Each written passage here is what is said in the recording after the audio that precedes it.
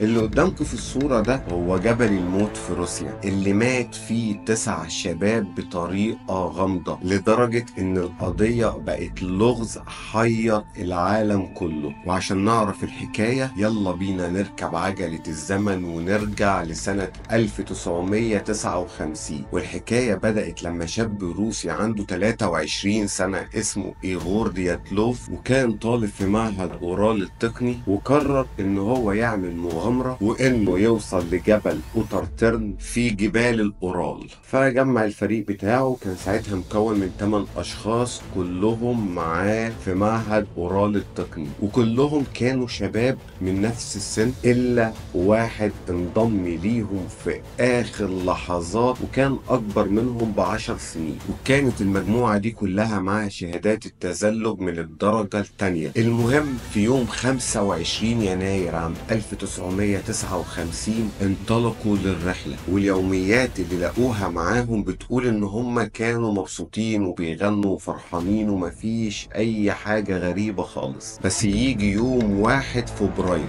وتيجي معاه عاصفة ثلجية فيقرروا ان هم يقفوا يخيموا على منحدر جبل الموت.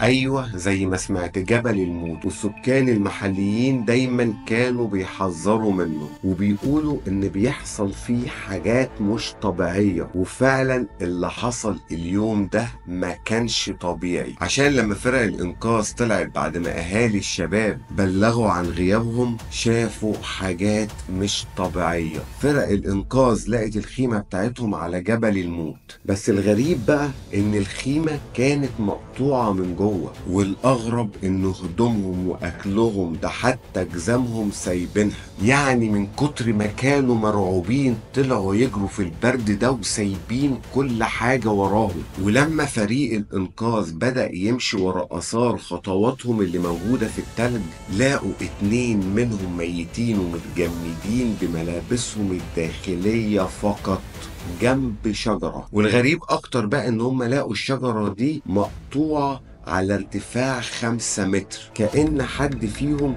طلع على الشجرة دي وكان بيستخبى من حاجة. ولقوا 3 تانيين وكان منهم قائد الرحلة دياتلوف في نص الطريق للخيمة، كأنهم بيحاولوا يرجعوا تاني للخيمة. والأغرب إنهم لقوا واحد من ال3 دول دماغه مكسورة، وفضل 4 أشخاص ملهمش أي أثر، بس بعد شهرين لقوهم مدفونين تحت التلج.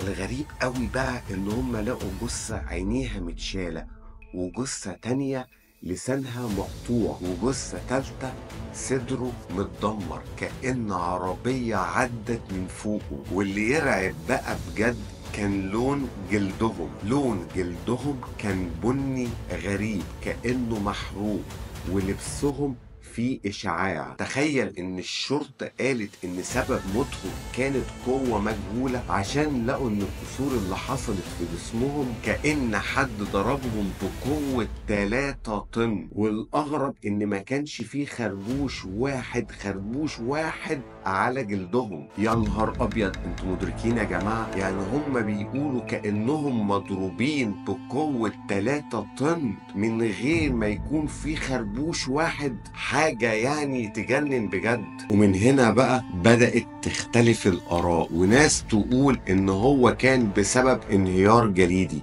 بس طبعا انهيار جليدي مش هيخلع عين ولا لسان حد. والسكان اللي عايشين هناك قالوا ان جبل الموت مسكون بأرواح بتعاقب اللي يطلع هناك.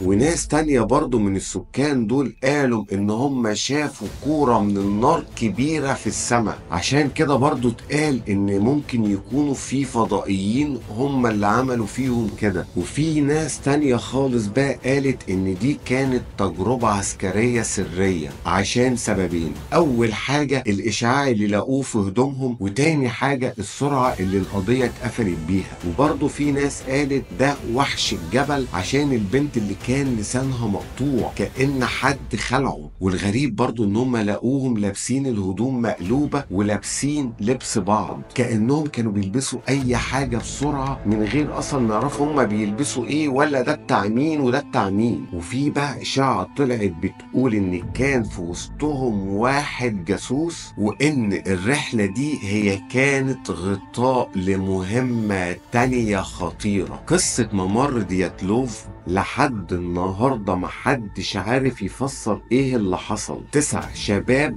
في ليلة واحدة ماتوا بطريقة غريبة. يا ترى ايه اللي شافوه؟ وحوش ولا فضائيين ولا ارواح ولا فعلا كانت تجربة عسكرية سرية؟ شاركنا وقول لنا انت شايف ايه في الكومنتات، وما تنسوش الشير واللايك.